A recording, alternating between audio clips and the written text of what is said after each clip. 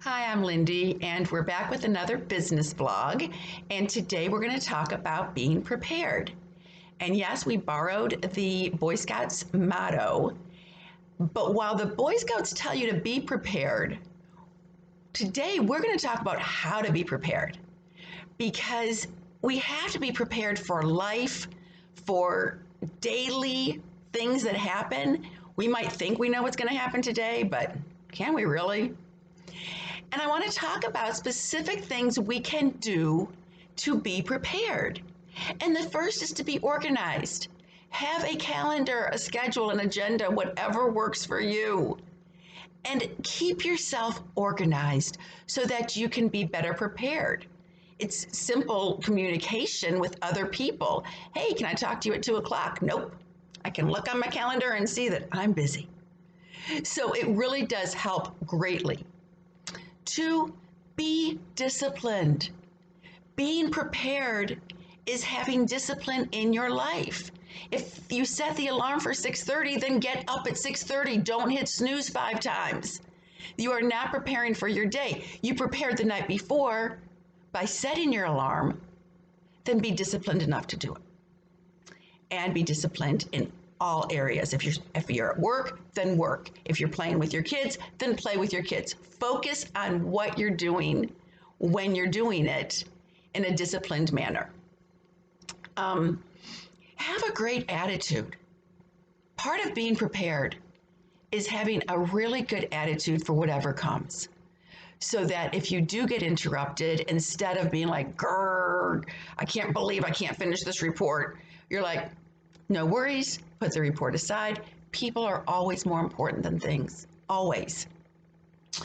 How to be prepared. Pay attention when you're meeting people. Be attentive to names. This excuse of, oh, I'm just not good with names. You're not getting away with that anymore. You're an adult. No, learning names is simple. You pay attention, you immediately use the name, you ask for a correction if you cannot pronounce or didn't hear the name. You ask questions about them and tie those bits of information to the name so that you will remember them. Because it is important, okay?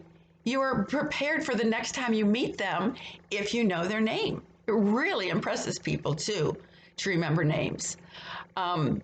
Be prepared to communicate well. This might be written communication, verbal communication. You have to decide what's the best way to communicate this. Sometimes you want a paper trail, sometimes you don't want a paper trail. But whatever it is, make sure that you're communicating effectively and efficiently because that's part of being prepared.